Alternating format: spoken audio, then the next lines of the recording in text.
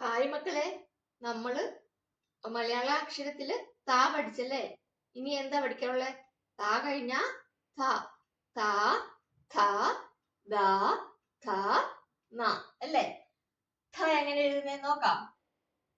ഈസിയാണ്.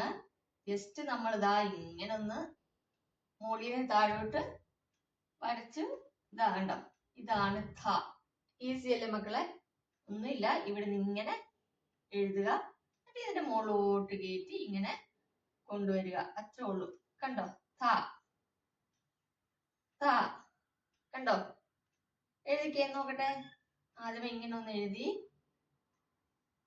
എന്നിട്ട് ഇങ്ങനെ എഴുതി. ഇതാണ് ഥ.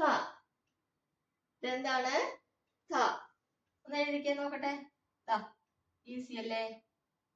ആദ്യമേ ചെറുതായിട്ട് ഇവിടുന്ന് ഇങ്ങനെ ഒന്ന് മുകളിൽ നിന്ന് താഴോട്ടൊന്ന് വരച്ചിട്ട് ഇങ്ങോട്ട് വരയ്ക്കുക, എന്നിട്ട് ഇതിന്റെ അകത്തൂടെ കയറ്റി വെളിയിലേക്ക് ഇറക്കുക.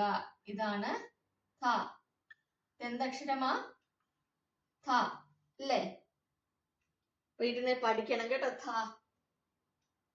കണ്ടോ, ഥ നമ്മൾ പഠിച്ചു. താ പഠിച്ചല്ലേ, ഥ. ഇനി അടുത്തത് എന്താണ് വരുന്നത്? ദായാണ് വരുന്നത് കേട്ടോ. അപ്പൊ നിങ്ങള് ഇത് ഇരുന്ന് പഠിക്കുക കേട്ടോ. ഥ നോക്കിക്കേ, ഈസി അല്ലേ? കണ്ടോ, ഇത്രേ ഉള്ളൂ. ഉറക്കെ ഇരുന്ന് പറയണം കേട്ടോ, എന്നാലേ നമുക്ക് പ്രൊനൗൺസിയേഷനും ശരിയാകത്തുള്ളേ. അപ്പൊ താ പഠിച്ചു, ഥ പഠിച്ചു. ഇനി അടുത്തത് ദായാണ് അടുത്ത ക്ലാസ്സിൽ പഠിക്കാൻ കേട്ടോ. അപ്പൊ ഇരുന്ന് പഠിക്കുക, പഠിച്ച കാര്യങ്ങൾ കമന്റ് ചെയ്യുക. ഇനി കൂടുതൽ വേഗം പഠിക്കണമെന്നുണ്ടെങ്കിൽ അതും കമന്റ് ചെയ്യുക കേട്ടോ. അടുത്ത ക്ലാസ്സിൽ കാണാം. ബൈ.